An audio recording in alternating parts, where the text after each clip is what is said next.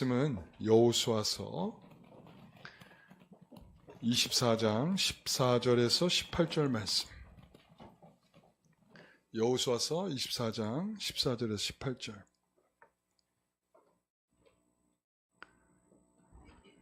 우리 한 절씩 읽고 마지막 절은 같이 읽겠습니다.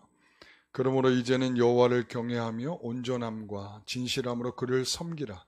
너희의 조상들이 강 저쪽과 애굽에서 섬기던 신들을 치워버리고 여호와만 섬기라. 만일 여호와를 섬기는 것이 너희에게 좋지 않게 보이거든 너희 조상들이 강 저쪽에서 섬기던 신들이든지 또는 너희가 거주하는 땅에 있는 아모리 족속의 신들이든지 너희가 섬길 자를 오늘 택하라.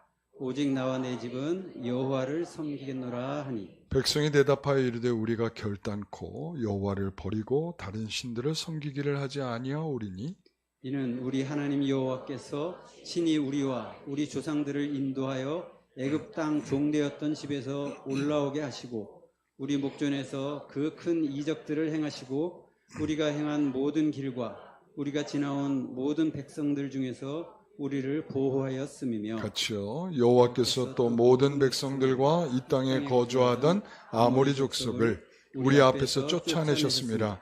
그러므로 우리도 여호와를 섬기리니 그는 우리 하나님이심이니이다 하니라. 아멘. 오늘 말씀의 제목은 택하라, 보상이 아닌 사랑이다 라는 제목으로 말씀을 함께 나누겠습니다. 지난주에 우리가 23장의 내용을 살폈죠.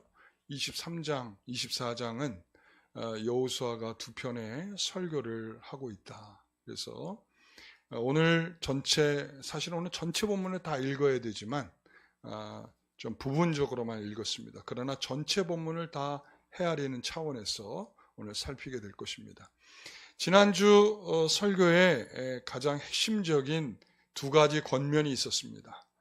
그것이 뭔가 하면 이거죠. 너희 하나님 여호와가 하신다. 여호와 너희 하나님 여호와가 하신다. 이 말은 무슨 뜻이죠? 모세가 가도, 그리고 모세가 가고 여호수아가 가도 내가 한다, 이런 뜻이라고 그랬죠. 내가 한다. 내가가 누구예요? 하나님이시죠. 자, 그리고 또한 둘째는 뭐냐면 밀착하라 혹은 밀착하지 말라 이랬습니다. 밀착하라는 여호와 하나님과 밀착하라 이런 말이죠. 빈틈이 없이 하나님과의 관계가 빈틈이 없이 딱 밀착되어서 어떤 것도 그 사이에 파고들 수 없도록 그와 같이 밀착하라. 또 밀착하지 말라라고 하는 것은 가나안 땅의 사람들과 가나안 문화와 그리고 가나안 신들과 가까이 하지 않아서 밀착하지 말라. 이제 이런 의미로 이야기를 했습니다. 자, 이 두 가지는 실질적으로 어떤 내용의 설교인가 하면 이런 거죠. 이스라엘 백성들이 가나안에 이제 정착을 하잖아요. 그죠? 정착을 하고 나서 그럼 어떻게 살아야 되는가? 이 어떻게 살아야 되는가의 가장 핵심적인 내용이 뭐냐? 내가 한다. 이거와 내가 한다. 이거와 밀착하라. 하나님과 밀착하여 살아라. 이런 거죠. 자, 이제 오늘은 두 번째 설교인데요. 이 두 번째 설교도 동일한 내용을 갖습니다. 동일한 내용은 뭐예요? 어떻게 살아야 되는가? 어떻게 살아야 되는가? 어떻게 살아야 되는가? 그래서 사실은 이제 이 본문을 가지고 이제 두 번의 설교를 하게 될 텐데 오늘은 택하라라고 하는 주제고요. 다음번에는 섬기라라고 하는 주제로 두 번에 걸쳐 설교를 하도록 하겠습니다. 자, 그래서 먼저 이 말씀의 배경에서 우리가 보게 되면 왜 세겜인가? 왜 세겜일까? 이런 거죠. 지금 이 설교는 어디에서 하고 있냐면 세겜에서 하고 있습니다. 세겜은 어떤 면에서 굉장히 중요하죠. 우리가 에발산과 그리심산 축복과 저주를 말할 때 그때 세겜에 가까이 있었고요. 그런데 이렇게 밀착해서 세겜이라고 하는 것이 언급되기는 사실은 여호수아에서는 처음이라 이렇게 얘기할 수가 있어요. 그만큼 스포트라이트를 받지 못하던 세겜이 갑작스럽게 이렇게 우리가 이것을 이렇게 24장을 이렇게 세겜 언약이라 이렇게도 불러요. 그러니까 시내산에서 하나님이 언약을 맺었던 것처럼 이 세겜에서도 하나님과 언약을 맺는 매우 중요한 장소죠. 설교를 하고 그리고 또한 언약을 맺고 그리고 또 뭔가를 하는 굉장히 중요한 장소로서 세겜을 언급하고 있다는 말씀이죠. 왜 세겜일까? 왜 세겜일까요? 우리가 잘 아는 대로 지금 성막은 어디에 있습니까? 실로에 있죠.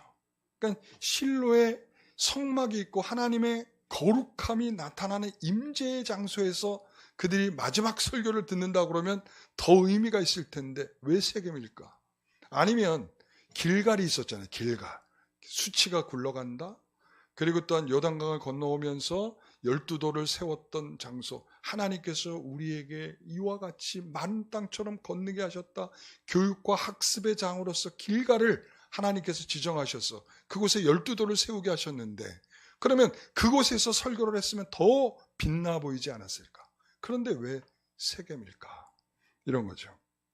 여러분, 이 세겜이라고 하는 것은 족장 시대에 아브라함과 또한 야곱과 요셉과 매우 밀접한 장소입니다.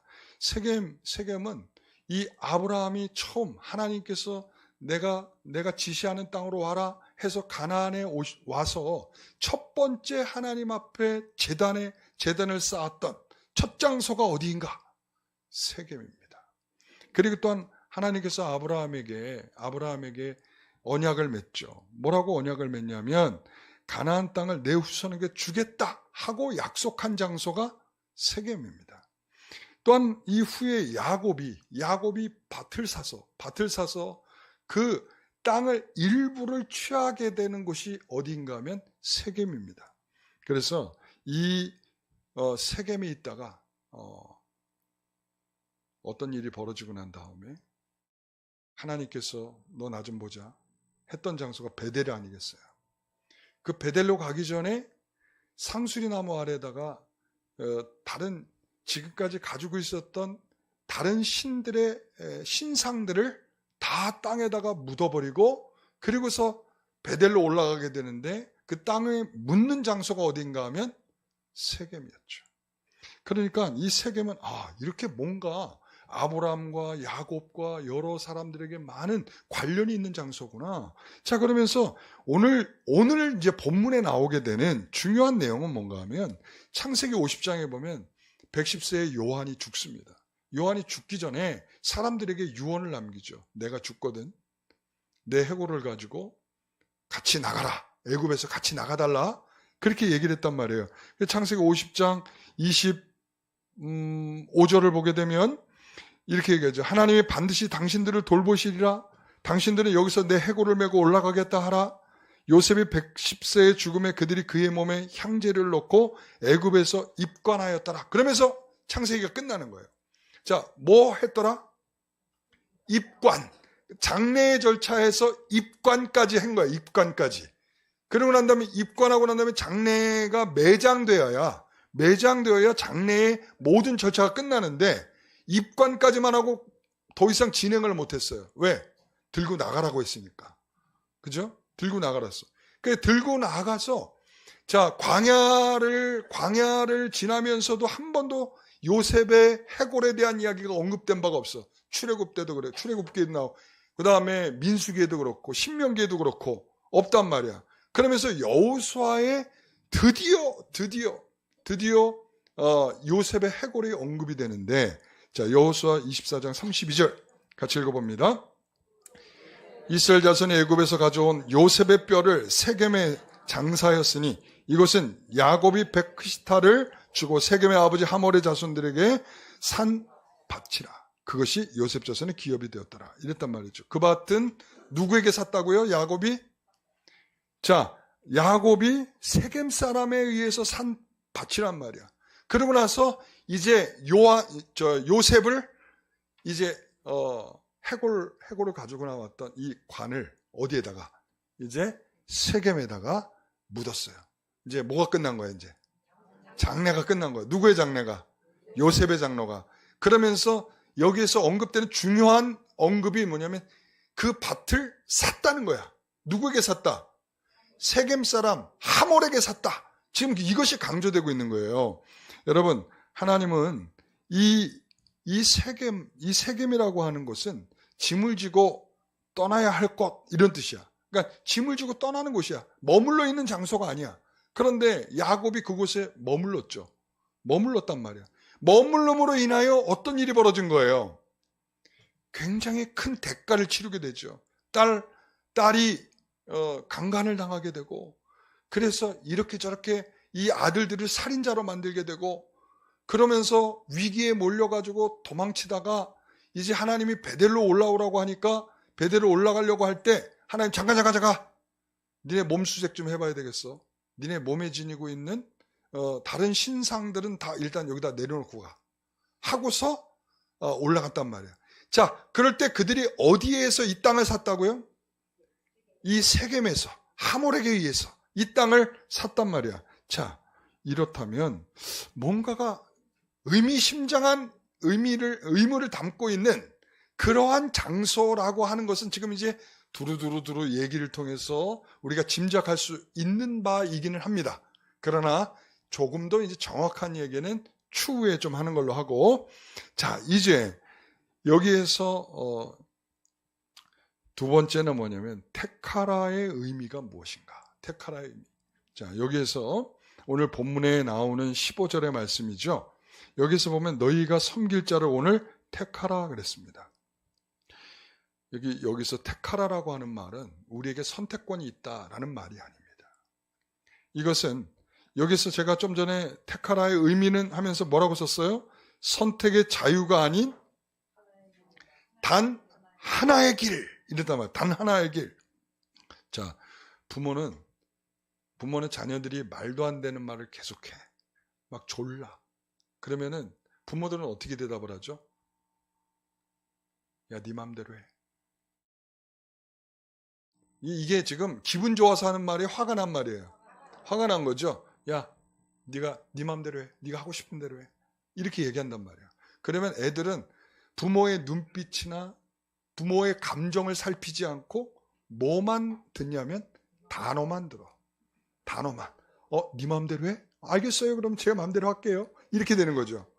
그러니까 이렇게 했을 때는 결국은 이 테카라의 의미는 이런 의미가 좀 들어있는 거야. 자, 네 맘대로 해. 이런 의미가 들어있는 거야. 자, 이런 거를 누가 잘하냐면 직장 생활하는 부하 직원들이 너무나 잘 알아. 뭐라고 하냐면 사장님이 중국집에 가서 이제 뭐 시킬까요? 막 하다가 사장님이 먼저 얘기하는 거야. 난 짜장. 자, 난 짜장 하는 순간에 다 이제 다 짜장면 되는 거죠. 거기에 눈치 없이 저는 팔보채요. 이렇게 되면은 어떻게 되겠어요? 이건 저런 눈치 없는 녀석. 이렇게 되는 거죠. 여러분, 너에게 다른 선택이 없다는 말이에요. 이 말은. 그러니까 여기서 보면은, 자, 네가 강 저편에서 섬기던 신이든지 지금 아모리 신이든지 하나님이든지 너희 택할 자를 택하라. 그러면서 뭐라고 여호수아가 말은 나는 나와 우리 집은 여호와 하나님만 섬긴다. 이렇게 얘기를 했단 말이에요. 그러니까 사장님이 난 짜장이야 하고 나니까 부하 직원들이 더 이상 나도 짜장이요. 이렇게 되는 거죠. 나도 짜장이요. 네. 그러니까 이 세겜에서 여호수아가 이 말을 하는 이유는 이 야곱 베델로 올라가는 것과 비슷한 관련이 있단 말이죠. 어떤 관련이 있어요? 지금 야곱은 베델로 올라갈 때 뭘 다 내려놓고 갔다 그랬어요? 세겜에 뭘 다 내려놨다? 그 여러 신상들을 다 내려놓고 상수리 나무에다가 다 묻어두고 그러고는 하나님께 올라갔어. 자, 생각해 보세요. 저는 여기서 좀 말이 안 되는 상황이 좀 있다고 봐. 뭐가 그럴까요? 여러분, 야곱은 하나님을 만났어요? 못 만났어요? 만났잖아. 베델에서 하나님을 만났었잖아요. 베델에서 하나님이 그에게 나타나셔가지고 너는 이제 안전하게 돌아오게 될 거야. 그랬더니 하나님, 그러면 저는 하나님께 여기서 제단을 쌓고 어쩌고 저쩌고 막 이러면서 기쁨으로 막 이랬단 말이야. 그런데 20년이 지나서 돌아올 때는 어떤 마음으로 돌아오면 여러 신상을 주머니에다가 넣고 돌아온 거야. 그러니까 하나님을 믿는다고 하지만 하나님이 그렇게 보여주고 하나님께서 말씀하셨고 하나님께서 그와 같이 은혜를 주셨어도 그의 얄팍한 마음속 안에는 지금 보이고 있는 다른 신상들의 마음이 빼앗겨서 그것을 주머니에 주섬주섬 집어넣고 그리고 지금 왔는데 아마 그것 때문일지도 몰라. 베델로 갔어야 되는데 어디로 갔어요? 세겜으로 갔다니까. 어디로 가야 된다고요? 베델로 가야 된다니까. 하나님의 집으로 가야 되는데 하나님의 집으로 안 가고 어딜 갔어요? 세겜으로 갔어. 그의 마음속에는 여전히 하나님을 믿는다 하면서도 어떤 마음이 있어? 여러 신들에 대한 마음들을 갖고 있었단 말이야. 그러니까 하나님이 이제 베델로 불러 들이시면서 너 잠깐만, 너 네 몸 안에 있는 네가 주섬주섬 집어넣었던 그 신상들 여기다 다 꺼내놓고 여기다 다 묻어. 그게 어디였다고요? 세겜이었다는 거야. 지금 바로 하나님은 너는 나와의 유일한 만남을 하자라고 야곱을 베델로 부르셨듯이 오늘 여호수아에게서 그런 의미를 가지고 지금 여호수아에게 말씀하도록 하고 있다. 이렇게 얘기할 수가 있는 거예요. 자, 그러면서 세 번째는 뭐냐면 여기서 내가 한 일이 누굴까요? 내가가 누굴까요? 여기서 하나님이야. 하나님. 이렇게 마치 우리는 선택권을 준 것처럼 생각할 수 있지만, 선택권을 준 것처럼 생각하지만, 그게 아니라 하나님의 뭐라고요? 주권이다. 자, 여호수아서 24장 2절 말씀, 여기서 보게 되면, 여호수아가 모든 백성이 이르되 이스라엘 하나님 여호와께서 이같이 말씀하시길 옛적에 너희 조상들 곧 아브라함의 아버지 나홀의 아버지 데라가 강 저쪽에 거주하여 다른 신들을 섬겼으나. 자, 강 저쪽에서 이거 굉장히 중요한 단서 중에 하나야. 뭐냐면 강 저쪽에서 강을 건너 넘어온 사람들 이거예요. 그래서 이게 히브리 사람이라는 게 그런 뜻이거든요. 강을 건너 넘어온 사람 이런 뜻이거든. 히브리 사람이. 그러니까 이 강 저쪽에서 뭘 하고 있었단 말이야. 다른 신들을 섬기고 있었어. 그러니까 다른 신들을 섬기고 있었는데 그들에게 있어서 한번 하나님도 한번 섬겨볼까? 하고 왔을까요? 그것도 강을 건너서? 아니야. 강을 건너서 자기들의 의지를 가지고 하나님을 한번 섬겨볼까? 하나님을 선택해볼까? 이런 마음으로 오지 않았다는 거야. 제가 우리 성도들에게 가르쳤잖아요. 뭐냐면 우리 인간은 아담의 타락 이후에 전적인 부패 상태에 있다. 전적인 부패가 뭐야? 내 힘으로는 하나님을 찾거나 하나님을 선택하거나 하나님을 부를 수 있는 힘이 없다. 이런 말이죠.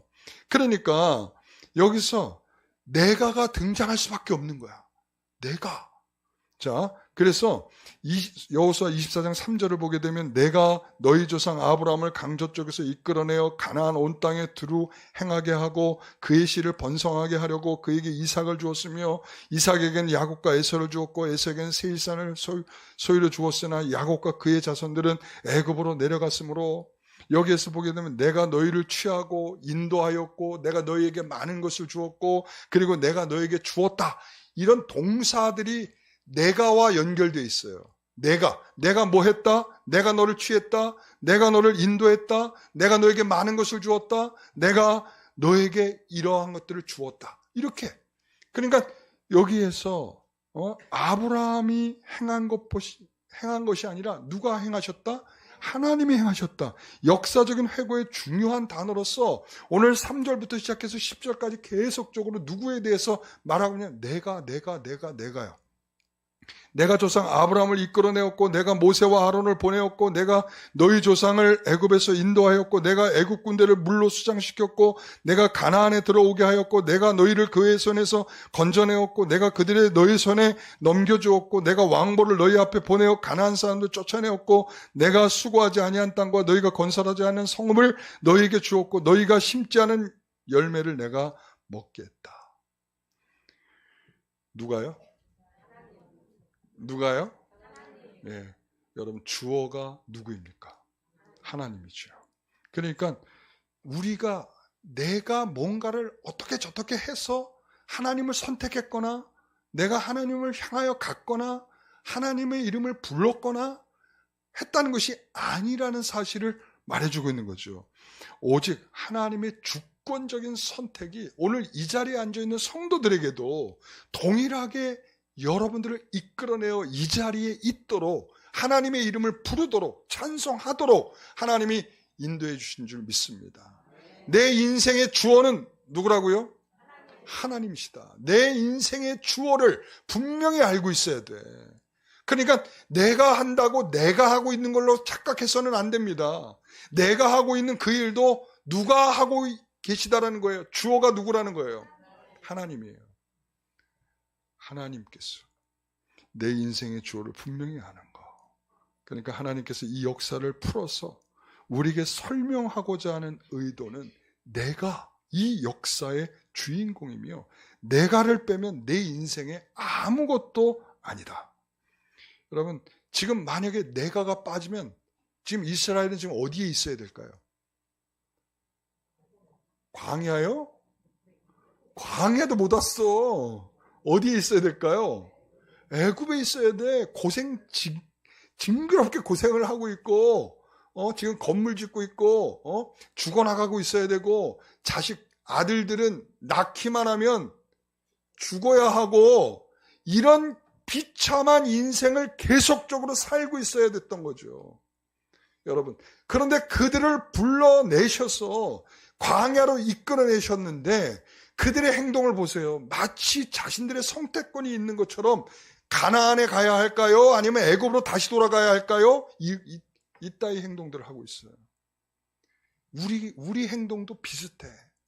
하나님의 뜻이 무엇인지를 먼저 분별하여 생각하는 것보다 내가 좋으면 이걸 할까요? 내가 더 좋은 게 있으면 저거를 할까요? 이렇게 생각한다면 어떤 것이 하나님의 뜻이고 어떤 것이 하나님이 더 기뻐하시는지를 생각하기보다 내 의중을 따라서 뭔가를 선택하고 있다는 생각을 하고 있단 말이죠. 여러분, 그렇지 않습니다. 여러분, 내가 예수님을 믿었다는 것은 내 의지로 예수님을 믿었다는 말이 아닙니다. 성령께서 우리 안에 믿음을 일으켜 내시고 내가 죄인이고 비참하다는 인생의 인식을 갖게 하셔서 그리스도를 아는 지식으로 밝혀주셔서 우리가 은혜가 아니면 나를 설득할 방법이 없다라고 하는 것을 깨닫게 될 때 그때서 비로소 우리가 예수님을 믿는 거구나 이렇게 얘기하는 거죠. 여러분, 선택은 철저히 누구의 몫일까요? 하나님의 몫입니다. 선택은 우리의 몫이 아니야. 그렇기 때문에 오늘 택하라 이렇게 얘기를 하니까 마치 1, 2, 3 중에 하나를 선택할 수 있는 선택지가 있는 것처럼 우리가 생각할 수 있지만 그게 아니라 선택은 누구에게 있다? 하나님께 있다.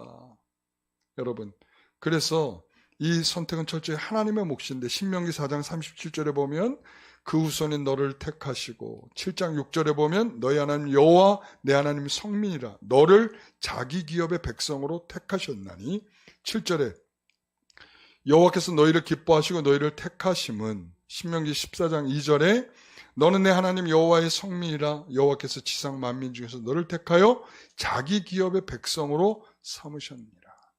누가 택하셨다는 거예요? 하나님이. 선택의 몫은 누구라? 하나님이다. 왜 여호수아는 이스라엘 백성들에게 충성할 대상을 선택하라고 했을까요? 선택의 몫은 누구라고요? 하나님인데 왜 택하라고 했을까요? 여러분, 아마 자신감 있게 말하는 것 같아요. 자신감. 그렇죠. 여호수아가 이렇게까지 말하는데 하나님을 버리고 우상을 따라갈 바보들이 있을까라는 생각이 있을지 모르겠어요. 그런데 여호수아가 이런 담대함으로 이렇게 표현할 수 있었던 이유는 뭐겠는가 이렇게 생각해 보면 그는 무엇보다도 지금까지 하나님의 은총을 체험한 사람이야. 가장 많이 체험한 사람이야. 가장 많이 근거리와 원거리에서 하나님의 놀라운 은총을 목격한 사람이야. 그러니까 그는 출애굽부터 같이 했죠. 하나님의 은혜를 출애굽부터 시작해가지고 10가지 재앙, 출애굽, 그리고 광야 생활, 그리고 요단강을 건너서 가나안을 정복하는 것, 이 모든 것을 다 동참하고 눈으로 목격하고 하나님이 어떤 분인지를 확실하게 아는 거야. 그러니까 여러분, 여기에서 중요한 건 뭐냐면 이겁니다. 여러분, 기적주의는 기적이 목표인 사람들이야. 여러분, 그래서 우리는 기적이 목표인 사람이 아니야. 하나님의 은총이 목표가 아니라, 우리에게 있어서는 뭐냐, 이 체험이 목표가 아니라 이 체험이 하나님을 부정할 수 없는 신앙으로 이끌어간다라는 것의 목표야. 그러니까 하나님께서 어떠하심을 드러내고 나타나실 때에 하나님의 은혜가 없으면 우리는 알 수 있어요, 없어요? 없죠.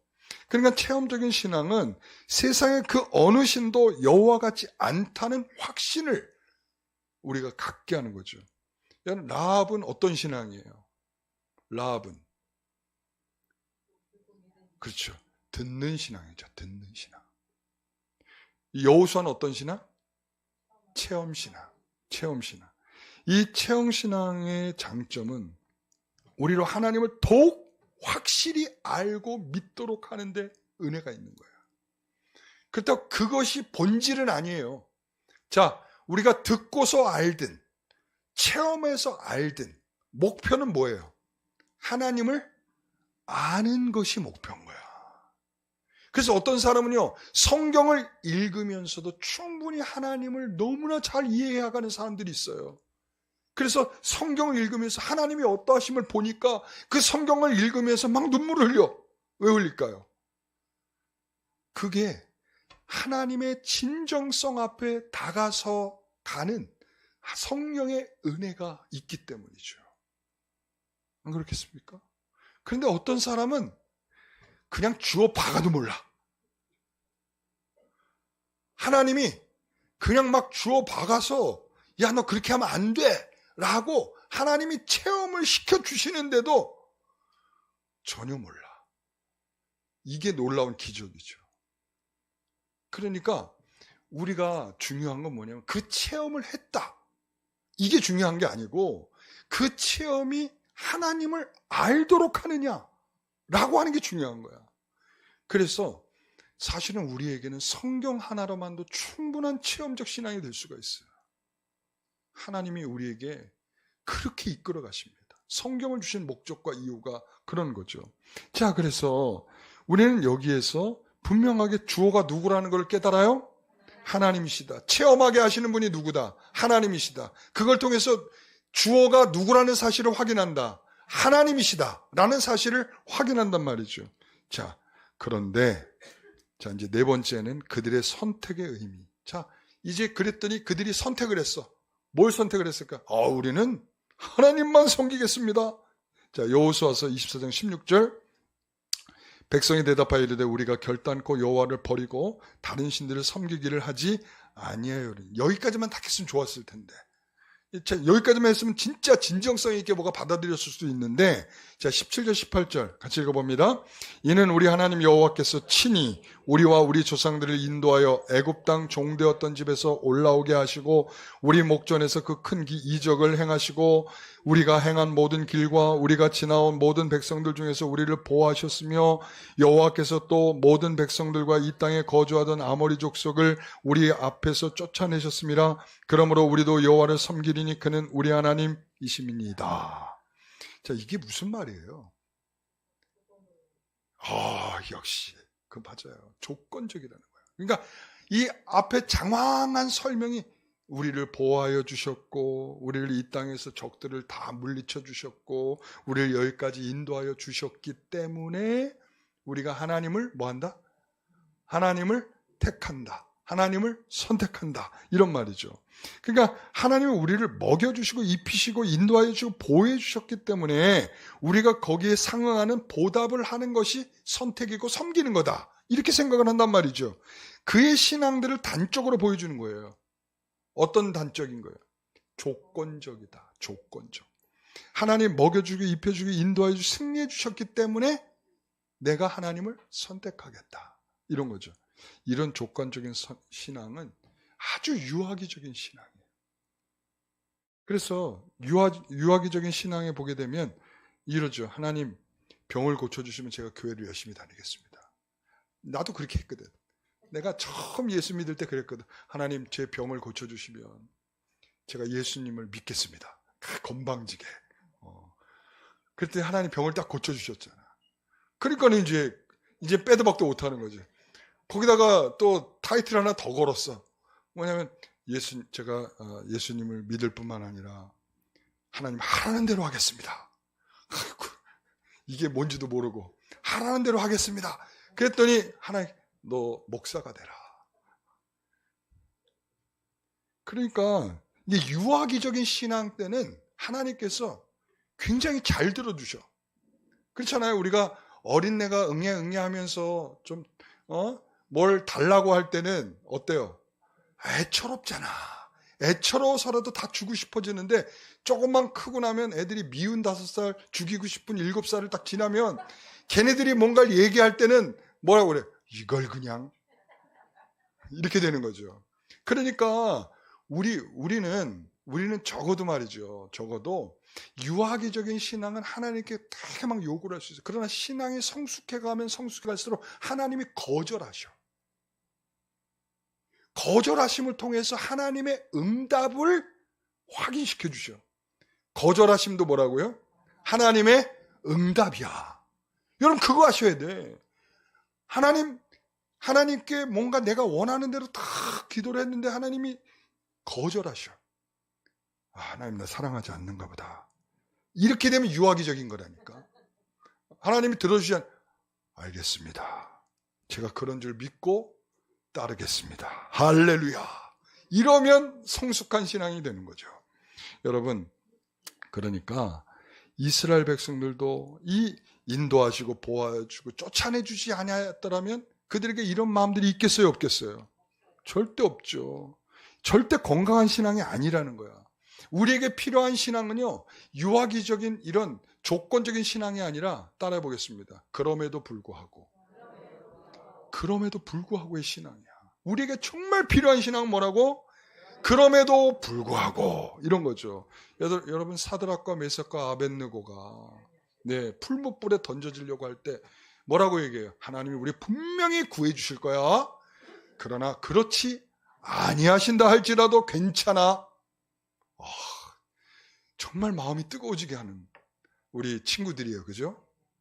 물론 우리보다 한참 오래전에 산 사람이긴 하지만 너무 가까운 친구 같은 느낌이야. 여러분 그렇죠? 그 다음에 우리가 하박국에서 보기엔 비록 무화과나무에 열매가 없고 포도나무에 열매가 없어도 나는 여호와로 인하여 나는 구원의 하나님으로 인하여 즐거워하겠다. 할렐루야. 여러분 이거예요. 그럼에도 불구하고의 신앙은 나에게 조건적으로 우리가 필요로 하는 것들이 충분히 주어지지 않는다 할지라도 뭐예요? 우리가 하나님으로만 즐거워하고 하나님이 나와 함께 하심으로만 행복해 할 수 있는 그런 성도들이 되는 거. 여러분 그래서 여호수아가 그 다음에 이어서 이렇게 얘기하는 거야. 19절에 너희가 여호와를 능히 섬기지 못할 것은 너 조건적이기 때문에 너희들은 분명히 조건이 틀어지면 어떻게 한다? 여호와를 분명히 섬기지 못해. 너희들은 조건적으로 뜨거운 사람들이야. 감각적인 사람이야. 그러니까 너희가 너희의 감각들이 동원해서 하나님을 배신한다면 질투하시는 하나님이 되셨어. 질투하시는 하나님이라는 뜻은 뭐냐? 나는 너만 미친 듯이 사랑하는 하나님이다. 이런 뜻이거든. 그러니까 너만 보이는 하나님이야. 너만 보이는 하나님이 네가 딴 눈을 팔면, 네가 딴 데 한눈을 팔면 나는 너에 대하여 질투하는 하나님의 능력을 행할 거야. 이런 거죠. 여호수아는 그런 예언적인 관점에서 그들의 미래를 보는 거예요. 이제 여러분 잘 알다시피 이게 여호수아가 이제 곧 죽잖아요. 그죠? 여호수아가 이제 곧 죽는다. 110세에 곧 죽는단 말이야.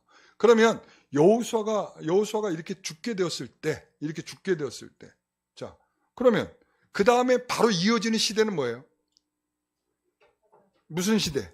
사사시대죠. 사사시대 처음 초입에 들자마자 그들은 뭐에 빠지면 우상숭배에 빠져있고 그들의 문화에 빠져있고 그 사람들을 쫓아내지 못해가지고 허덕거리고 있고 그러니까 뭐냐면 이 여호수아의 예언이 그대로 맞아떨어지는 거예요. 너희가 여호와를 능히 뭐하지 못한다? 섬기지 못한다. 하나님을 너희들이 택하는 것이 아니야. 너희들이 건방지게. 왜 그러냐면 나는 너희들에 하여 사랑을 다하여 온갖 마음과 정성을 다 쏟아서 너희를 사랑했건만. 자, 상대방이 뭐라고 얘기하냐면 이렇게. 얼마면 돼요? 얼마면 돼요? 지금 거래하자는 거야. 그들이 조건적으로 나온다는 건 뭐냐면 거래. 하나님을 무슨 상대로 본다? 거래 상대로 보는 거야. 그러니까 이게 하나님이 우리에게 신앙으로 좀 보답을 요구하시는 분이 아니죠. 하나님은 우리에게 어떤 신앙의 보답을 요구하시는 분이 아니야. 그래서 여기서 보세요. 23절 말씀 같이 읽어봅니다. 여호수아가 이르되 그러면 이제 너희 중에 있는 이방신들을 치워버리고 너희 마음을 이스라엘의 하나님 여호와께로 향하라. 여러분, 바울도 그렇게 얘기해요. 바울이 정말 선교여행을 떠나면서 1, 2, 3자 선교여행을 떠나면서 그의 인생에 얼마나 고달픈 일들을 많이 겪고 만나게 됩니까? 그럼에도 불구하고 그가 다른 사람들이 얘기해, 당신 자랑 좀 한번 해보세요. 그랬더니 뭐라고 했냐면 나는 약한 것밖에 자랑할 게 없어요. 모든 것은 다 하나님의 은혜예요. 이렇게 말한단 말이에요. 그러니까 나는 내가 한 모든 행동으로 하나님께 뭔가 보답하고 있다는 생각을 해본 적이 없어요. 이런 뜻이죠. 그러니까 우리가 뭐를 아무리 잘한다고 할지라도, 우리가 아무리 봉사를 하고 아무리 많은 돈으로 하나님께 헌금을 한다 할지라도 나는 이 정도는 뿌듯하죠? 라고 말할 수 있는 사람들이 없다는 거야. 그러니까 만약에 내가 하나님께 헌금을 잔뜩 해놓고서 하나님, 저 이 정도면 괜찮은 사람이죠? 이런다면 이게 뭐겠어요? 이게 바로 거래하자는 뜻이야. 하나님은 이런 걸 원하지 않아. 하나님 원하는 것은 지난주 설교에 이어졌어. 하나님 나와 밀착하자는 거야. 다른 것들이 너와 나 사이에 끼어들 수 없도록 밀착하여 진심과 성실함으로 나와 사랑의 관계, 사랑을 유지하자. 이런 것이 진짜라는 거야. 그러니까 오늘 우리가 있잖아요. 우리가 하나님 향해 하는 모든 일들, 선교니 봉사니 뭐 등등등 하나님을 사랑하고 은혜를 감사하고 그분과 즐거움 속에 하는 것이라면 그것은 분명히 가치가 있고 방향이 옳은 것입니다. 그러나 그렇지 않고 내가 내 자랑이 되고 내 의가 되고 내가 하나님 이 정도면 괜찮은 것이죠? 라고 스스로를 드러내고 하는 모든 일이라면 그것은 조건적이다. 이렇게 얘기할 수 있단 말이죠. 오늘 우리 사랑하는 성도 여러분, 우리가 하나님이 우리에게 선택하라 라고 하는 것은 선택권이 있다는 거예요? 없다는 거예요? 없다는 것이다. 단 하나의 길밖에 없다. 하나님과 밀착해서 여러분이 진정한 하나님과의 사랑을 만들어가는 저 여러분 되시기를 간절히 소망합니다. 기도하겠습니다. 하나님 아버지 감사합니다. 하나님의 은혜가 우리 가운데 충만히 있어서 우리가 어떤 순간에도 하나님 앞에 감사하지 않을 수 없는 그런 삶인 줄 믿습니다. 주여, 우리가 고달파도 부족해도 그리고 또한 어려움을 겪고 있어도 몸이 아파도 하나님을 사랑합니다.